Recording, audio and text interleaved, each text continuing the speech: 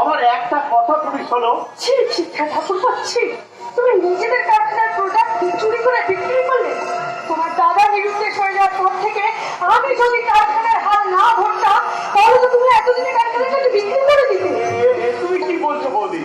দাদা নিরুদ্দেশ হয়ে যাওয়ার পর এই কারখানাটাকে আমি বুকের রক্ত জল করে আঁকলে রেখেছি, অথচ আজকে তুমি আমাকেই সেই চোরের অপমান দিচ্ছ।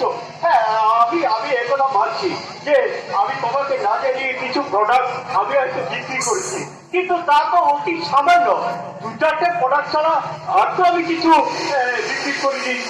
তাই দু একবার নয়, তুমি তিনবার বিক্রি করেছো চুরি করে।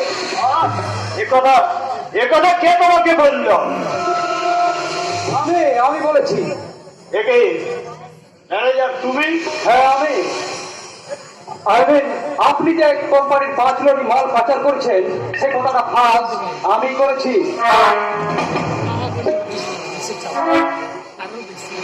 তুমি আজে বাজে কথা বলছো, তুমি জানো না এসব কথা বলতে ব্যাপারটা যে একেবারে ফাঁস হয়ে যাবে।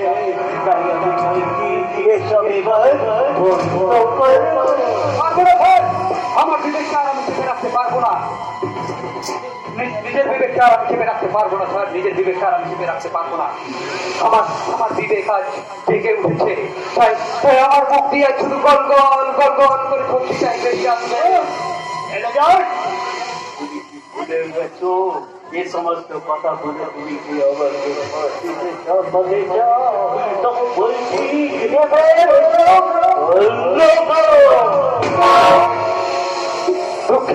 দুঃখের কথা আর কি বলবো মাসিমা।